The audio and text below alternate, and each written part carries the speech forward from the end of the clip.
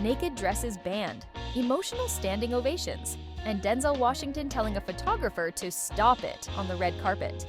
Cannes 2025 wasn't just a film festival. It was a full-blown cinematic saga packed into 12 days on the French Riviera. From rule-breaking fashion to powerful political speeches and surprise debuts, this year's event will go down in history for all the right and wrong reasons. Let's dive into the unforgettable moments that made Cannes 2025 the wildest yet, featuring Jennifer Lawrence, Scarlett Johansson, Kristen Stewart, Dakota Johnson, Denzel Washington, Leonardo DiCaprio, and other top US celebrities who made waves at the festival. Before we dive in, make sure to hit that subscribe button and turn on notifications. We're revealing the truths behind the cameras, stories the mainstream won't tell you. And by the end of this video, you'll see a red carpet moment that made even Hollywood's most seasoned veterans freeze in shock. Stick around, we're just getting started.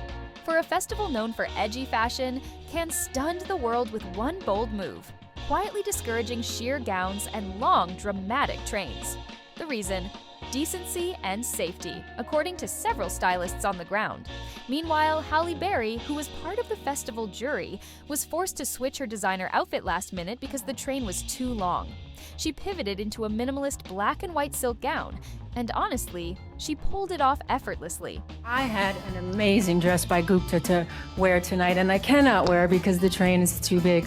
Bella Hadid, dubbed the unofficial Queen of Cannes, stayed on brand with a sleek black Saint Laurent number, toned down but paired with 118 carats of emeralds and fresh honey blonde hair.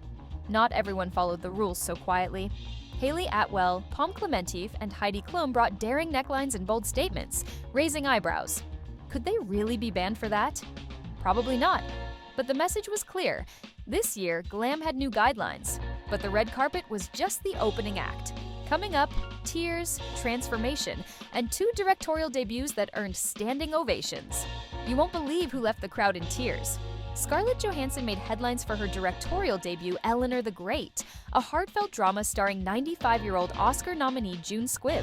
The crowd gave it a 5-minute standing ovation, and Johansson was visibly emotional. Only been to Cannes twice in my career, so it's still very fresh out of the package for me. I'm like, Kristen Stewart also stepped into the director's chair with The Chronology of Water, an adaptation of Lidia Yuknavitch's memoir. The raw, deeply personal project premiered in the Uncertain Regards section. She called it messy and real, and the buzz agreed.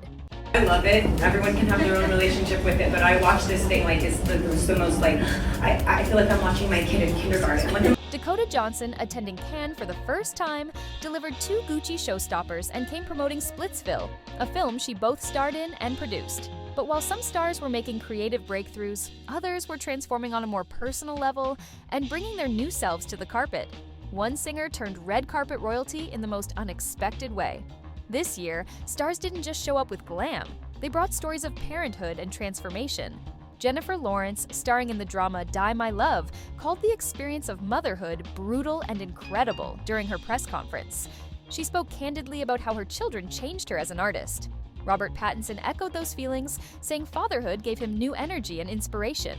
Then came Rihanna, radiant and pregnant with her 3rd child, stealing the red carpet alongside partner ASAP Rocky for his film premiere. With sleek cutouts revealing her baby bump and effortless grace, she turned motherhood into a fashion moment. But the night wasn't just emotional, it was historic. For some, it was their very first time at Cannes. For others, it was a tribute nearly 50 years in the making, and a speech that brought one Hollywood icon to tears. Denzel Washington made his Cannes debut in style, not just walking the red carpet, but receiving an honorary Palme d'Or. Yet the moment that got everyone talking, when he sternly told a photographer, "Stop it." It was a rare, raw glimpse of a legendary actor asserting boundaries in the spotlight. Leonardo DiCaprio gave an emotional tribute to Robert De Niro, who received a lifetime Palme d'Or nearly 50 years after Taxi Driver stunned Cannes. DiCaprio credited De Niro for launching his career and introducing him to Martin Scorsese. The moment was cinematic in itself, one legend honoring another.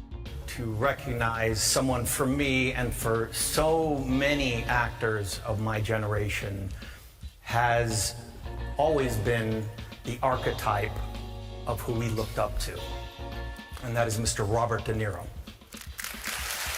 But even legends couldn't stop what came next. The glitz went dark, literally, as Cannes was hit with a twist no one expected. And when the lights came back on, so did the controversy. Just when you thought things couldn't get more dramatic, Cannes plunged into darkness.